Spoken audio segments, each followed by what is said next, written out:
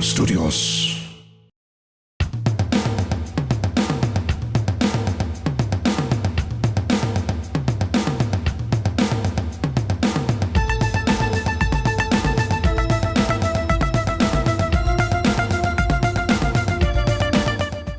Welcome back to Laughing in the Dark, the podcast where I hang out in haunted places with comedians. This is another fixture in our Sunday Minisode series where I talk to you about your ghost stories. For this Minisode, I spoke to Aubrey from Roanoke, Virginia. Aubrey shared a couple haunting stories straight from his own haunted bedroom. Here's the call.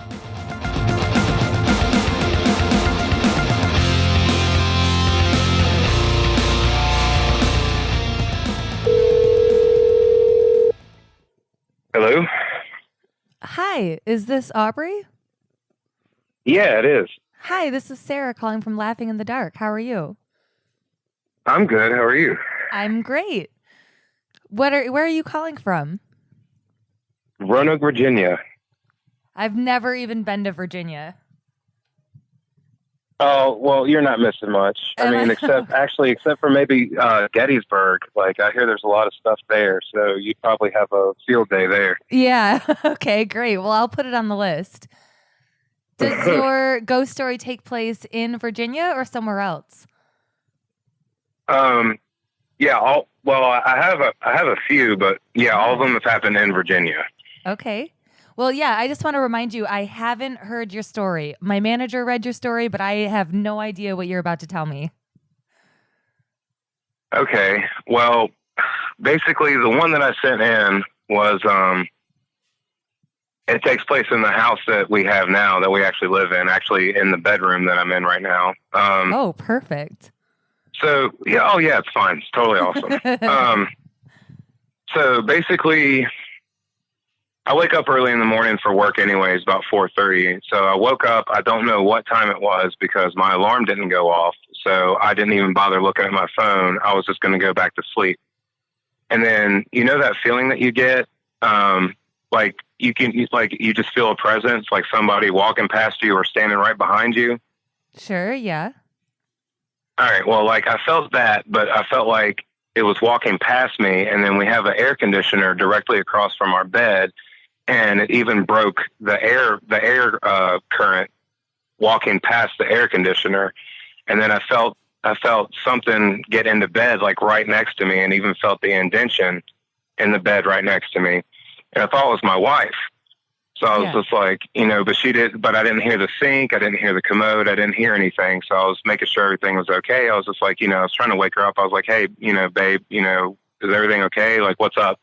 No answer. So I look beside of me. Like, we have a king size bed and I sleep on the very edge. And unlike her, she's actually on the complete other side of the bed with her back to me, like knocked out. So I'm just like, but I'm still trying to make sense of everything.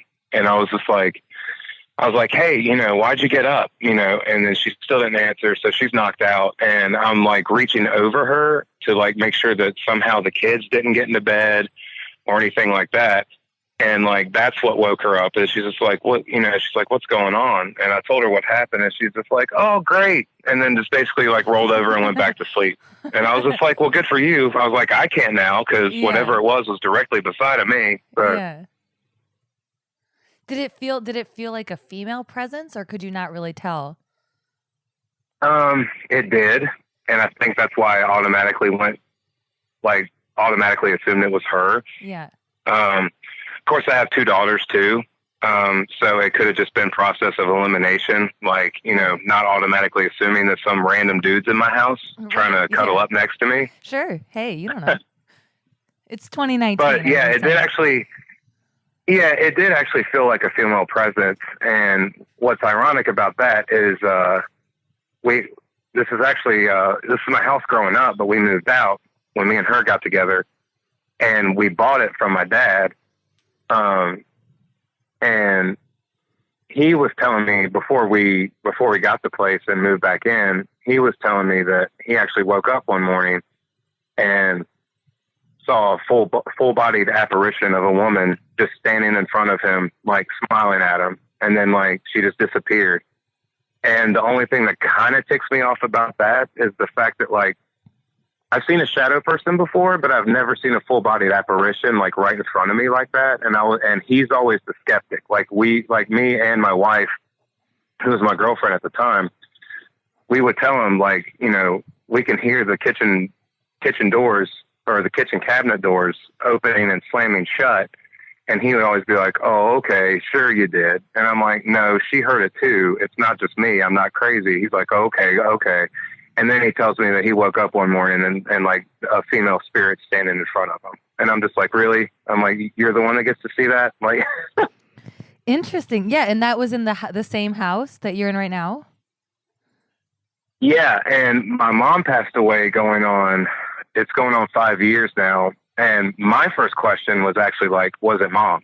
Yeah. And he's just like, no, and he's like, no, it wasn't. And I was actually kind of disappointed in that. And I was like, man. Yeah. But, and he's kind of confused by it too, because as far as I know, there was, well, according to him, there was a woman that died in the house.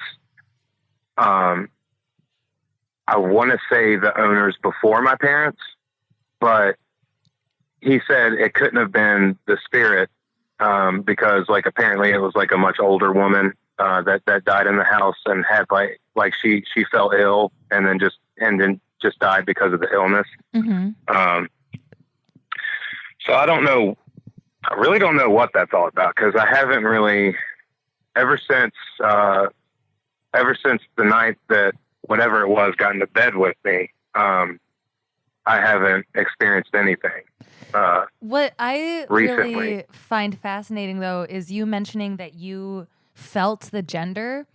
Like, just talking about that, because I had that exact same experience with my own ghost story. And it's not. Oh, that's crazy. Yeah. And it's so, I think you're probably one of like 3 other people I've ever heard say that. And like I joke about it before, but really it's so different when you're just like, I could just tell there was like, you feel the gender of the presence. And I did the same thing when I had mine, that I was like, oh, maybe it's my mom, maybe it's my sister, like, but there was no questioning the gender. And that is because I didn't open my eyes, just felt somebody walking past me and like legit thought it was like my wife. Yeah, like your brain rationalizes the person is, but the gender is something you just feel. Right.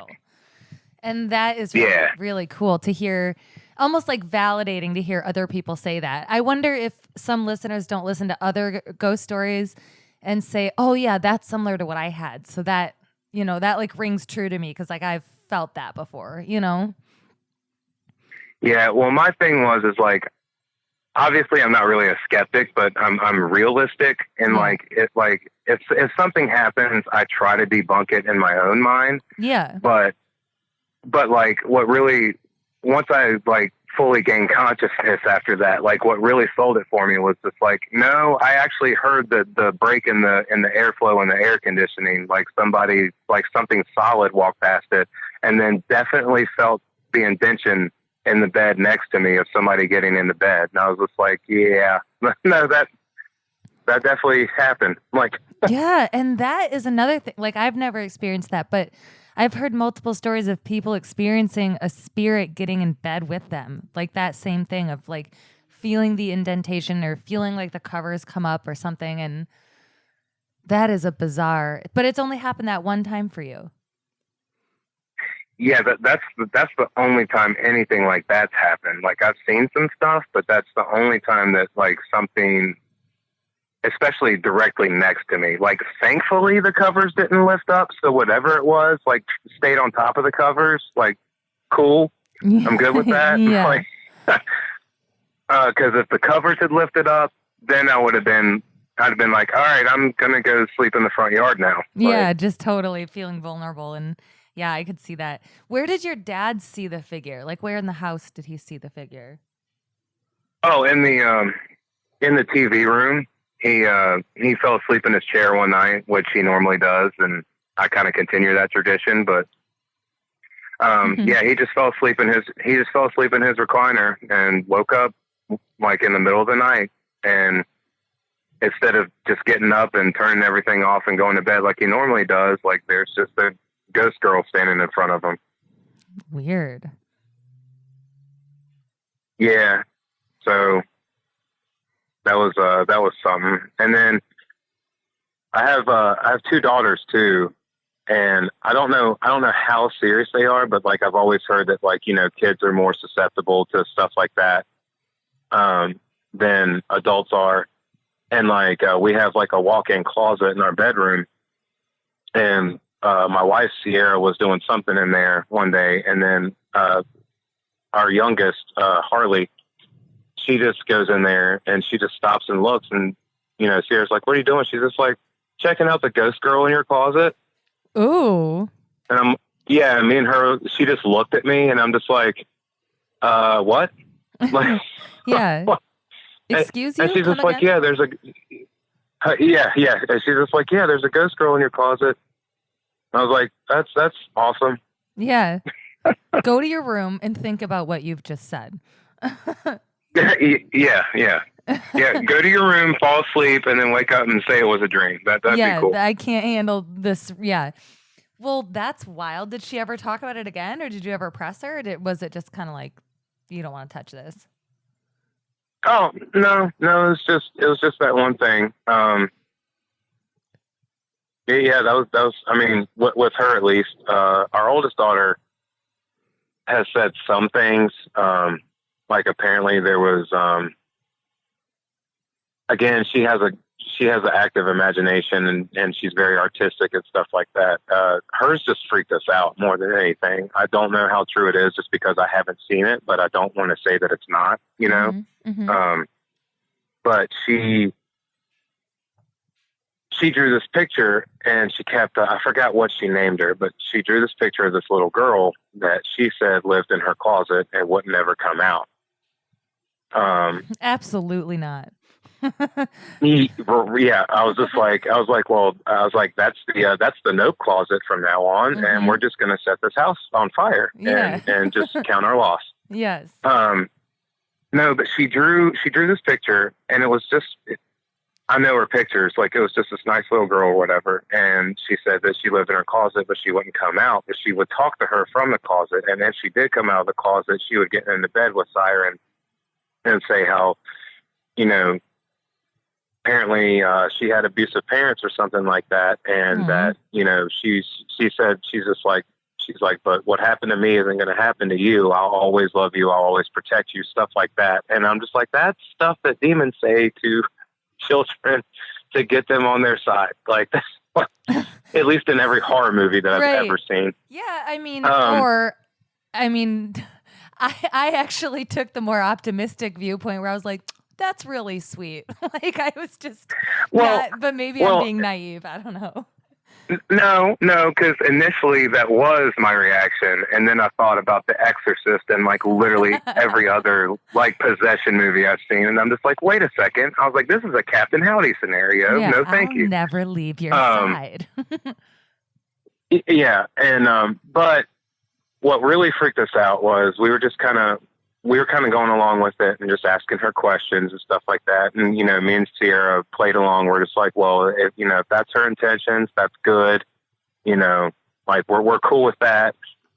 And then she said that that's not really what she looked like. She drew that picture, that version of her so that we wouldn't get freaked out.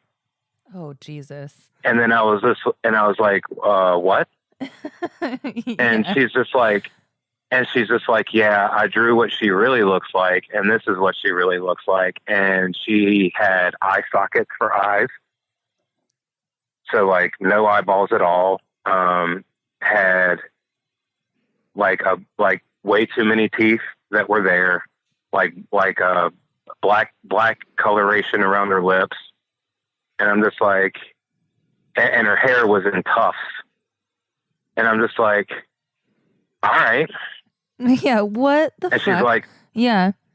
And then she's just like, but you can't say anything. Like, she's just like, I just didn't want to freak you out. Well, I think I found the picture, and I was like, what's this? And she's just like, well, that's such and such, but that's what she really looks like. I just didn't want to freak you guys out. So then we're just like, so me and Sierra kind of really freaked out then. And then we're just kind of like, well, okay, just kind of keep us posted, whatever. And then play nice. I mean, I don't know what to say at that point. So then she goes back to her desk and starts drawing other pictures. And then we just 5-10 minutes later, we hear a scream and we're just like, what's going on? What's up? And she's just like, she peeked her head around the corner at me from the closet and she looked really angry. I think it's because I told you guys. Oh, I was like, fuck no. Absolutely not. All of this. Yeah. No, absolutely not. I love it. I hate it. And I love it so much. Oh. Yeah. And I'm just like, my life has just become a horror movie. Like, this is insidious. Like, how old was your daughter at this time? Oh, this was like a few months ago. Holy shit, dude. Okay. So how old is your daughter? She's 7, about to turn 8 at the end of the month. Oh my God. But I don't know, I kind of pulled like the tough dad thing. And I was just, when she wasn't in the room, I was basically like just looking at the closet, not knowing what I'm looking at. Yeah. And I'm like, look, we're not here to harm you. Don't harm my kid. Like, you do anything against my kid, we're gonna have problems. Just basically doing like the tough dad thing. Yeah. I don't know how much good it did, but she hasn't brought her up since. Oh my God. Well, actually, I take that back. She started to leave notes for her, but then this is where I don't know the validity of it. Did you find the notes? Was it like a secret? Like you guys found the notes, or was she like, "Oh, here's a note I left for her"? Oh no, her desk in her bedroom is right beside of the closet. So I found them cleaning up her room, like taking all the trash out and stuff like that. And like I found them, and she got mad that I found them. She's like, "I'm leaving them there for her," and I was like, "Siren," this has got to stop. I was like, she's not. I was like, it doesn't work like that. What did the note say? And then like, just like, I'm sorry I told them, I love you, like, please don't be mad at me, stuff like that. And then like, but she was also trying to write responses in like a different handwriting that didn't look like hers. And I was just like, yeah, Siren, like, come on, like this has got to stop. But ever since then, she hasn't mentioned anything. And I'm just like, so I don't really know how true that is. Like the only thing I can go off of is like a feeling, and like I get freaked out. Like what's really weird is that's my old bedroom. Like, no. so I'm just like, really? Like, yeah. This, I'm like, so every time I got freaked out, it was for a reason. I just couldn't see anything. Awesome. Oh, so you got freaked out there as a little kid? Not all the time, just feelings. Like me and my wife's first place, she bought it sight unseen because we were just trying to get our first place. But since it was our first place, not a lot of people were giving us chances. Yeah. And so she's literally just like, this townhouse agreed to us. It's the right price. Like, I just agreed to it. She's like, I saw pictures of them and they look nice. And I was like, okay, that's not sketch at all. I'm sure everything could go great from this. So, but we moved in, and it was a great place. Spare bedroom upstairs, like, literally was like fucking nope. Like literally just, I could feel dread and anger, like just from that room. Yeah. And it scared the shit out of me. Yeah. Like, and like, it was literally just a feeling, but like, I mean, I'm a pretty big dude. I'm like 6'3", 250 pounds. And like, just the feeling from that room, I literally ran, if the door was open, I literally ran past it to go to the bathroom in the middle of the night. Yeah. Yeah. Yeah. Just like a sinister, dark thing. Yeah. Well, and Sierra felt the same way. But she didn't tell me because she didn't want me to think I was crazy. And I didn't tell her because I didn't want her to think I was crazy. But so we both felt it. And like every other room of the house was fine, but that one. So she worked at home at the time.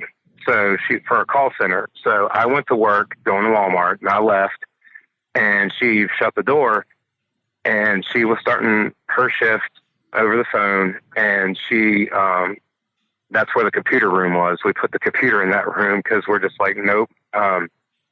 And So she started her shift, and the doorknob started jiggling back and forth. And she's like, Aubrey, stop. You got to go to work. Like, just stop. Like, stop messing with me. I'm at work. Yeah. And it stopped, and then it started up again. And she's like, I said stop. And then it started a third time. She looked and actually saw the doorknob turn back and forth. And she's just like, oh, for fuck's sake. And like paused it and like literally swung the door open and nothing was there. Mm-mm. And so she freaked out, but she's just like, okay, he ran downstairs. Yeah. But then she's just like, I would have heard him run downstairs like that, like, especially that fast. Like he would have had to like skip steps at a time. Yeah. And then she went to our bedroom and looked out the window and saw my car was gone. So I just made it to the first, like this happened as soon as I left. So I just made it to like the first traffic light out of the parking lot. And she called me crying like, oh my God, like, oh my God. And like, so she freaked out. So I calmed her down, and then nothing happened for months other than just the normal feeling of not liking that room. So she goes downstairs to fix breakfast one morning, and I go in there to check my Facebook and all that stuff. And there's a closet. We have the computer against the wall, and behind us, there's a closet, on the far side of the wall. And I heard we had a bunch of boxes in there, and she basically had the door shut, but had some boxes on the other side of it. And I heard cardboard start to slide. So I was like, crap, let me get in the closet real quick and stop these boxes from falling, because that's what I thought it was, because I don't want it to dump stuff everywhere and then have to clean that up. So when I turned around, the door was literally opening while pushing the boxes against the wall. Huh. And I just went, fuck this, and like ran down the steps.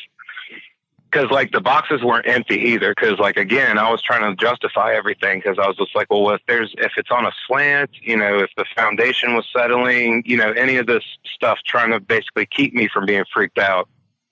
And like, no, like, because there was the door was almost shut anyways. And like I said, there was boxes on the other side of it, and there was stuff in the boxes. So it was weighted down, and the door was literally pushing the boxes against the wall opening. And I'm just like, nope. Yeah. Oh my God. So then that was in a different house than the one that you're in right now. Mm-hmm. So what happened that you ended up moving out of that house into the one you're in now? I mean, your childhood home. Yeah. Basically just, my mom passed away. Yeah. And then we were going to move out of Vinton anyways. And my dad was kind of lonely, and he was just like, why don't he's like, I'd love to see the grandkids. Why don't you just move here? 'Cause it's just me in this house now. Right. And he's like, he'll give you a little bit of time to save up some money too. So we decided that would probably be the best thing. So we just decided to do that. And then he ended up getting remarried. And at first we were going to get our own place, and then they were going to stay here, but her house wasn't selling, and she missed her house. So she talked him into them moving back into her house. And then we just bought this house from my dad. I see. Okay. And so when did you move into, like, when did you buy that house from your dad? Going on a year now. Okay. So it's been a little bit that you've been there. And it seems like it's been fairly recent that your daughter's been conversing with this creature. Yeah. I mean, again, she hasn't mentioned it in like a month or two. So I'm thinking maybe it was like an imaginary friend kind of type scenario. Maybe. Yeah. But with all the other stuff that's happened, even the woman like walking past the air conditioner, getting in bed with me, like it didn't feel like malevolent. Like it didn't feel like evil or anything like that. Yeah. And then after she told me that and showed me the picture, every time I so much as looked at her closet, I got chills. Yeah, definitely. So, do you still have the picture that she drew of that girl? I don't. I think we got rid of them all, but she might have them. If you find one, you should email it in. Like, I want to see it. Oh yeah. Yeah. Well, yeah. If I'll ask her. I'll be like, "Hey, remember that old girl in the closet or whatever? You have any pictures? If she still does have them, or I could get her to draw another one. No, then I would say don't bring it up to her at all. Like if you don't know where it is, I wouldn't mess with it just because like who knows? Like if it's traumatic for her or something, like I wouldn't want to like stir that back up. But yeah, thank you. No, of course. But if you happen to find it, definitely email us. We want to definitely. See it. But yeah. God, that is crazy. That's like an actual horror movie. And also like her leaving notes for the imaginary friend. Like you said they were responses. Yeah, that's no. Because like I said, it looked like she was starting to kind of like make a response herself to like, I guess because like, I guess it wasn't happening fast enough. So maybe she was trying to make herself believe that like it, like, I'm not sure because like, you know, I could have asked her a million times and I still would have gotten the same answer. Yeah. So it's, you know, who knows?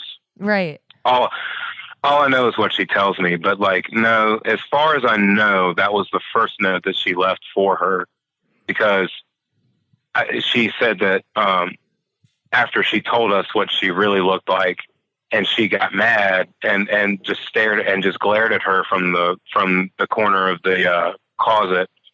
I think she got upset because she didn't talk to her anymore. So I think that she was trying another way of communication by writing a note.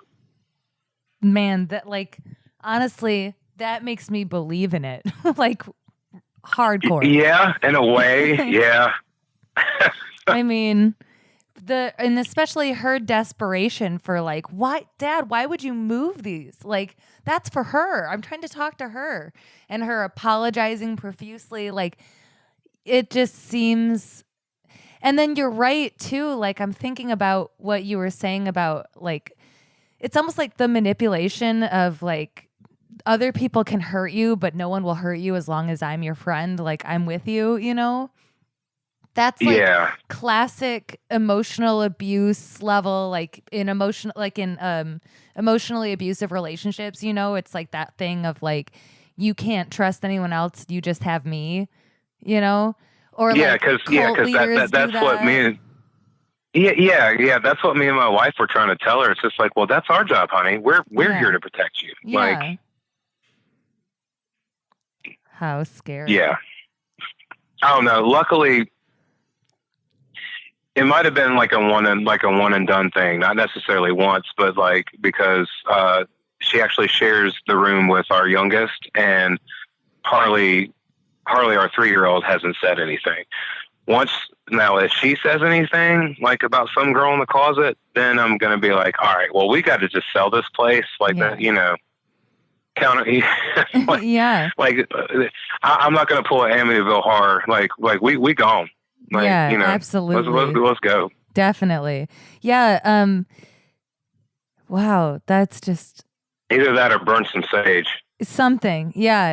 And it's interesting too to hear like what works and what doesn't. You know what I mean? Like, because I don't have any answers for you. And I have listened to almost more than 50 of these so far since starting the show. And I mean, I can't tell you. Like, some people are like, yeah, I burned sage and then, ship shape. And then, like, other people are like, we burned sage. We had an exorcism. Like, we did all this crazy shit and, like, it didn't work. And you're just like, what the fuck? Like, it's I'm always worried that my luck is going to be where the sage doesn't work. Cause like, it's like, it's same with you. It's just like, sage worked. And then the other stories are like, that just pissed it off. So now it's throwing chairs at me.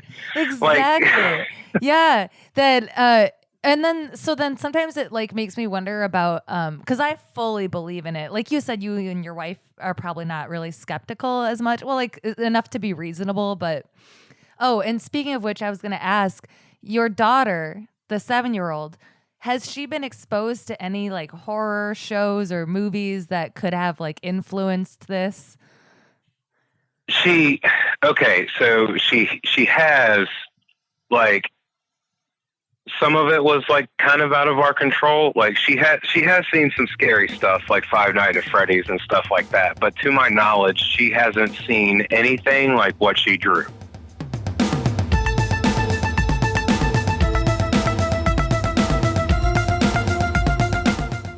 Thanks for your call, Aubrey. It legitimately scared the hell out of me. Do you have a ghost story that you want to tell on Laughing in the Dark? Email us at litdarkpodcast@gmail.com or write to us in our Contact Us form on our website, litdarkpodcast.com. We may want to feature you on the show. Thanks so much for listening.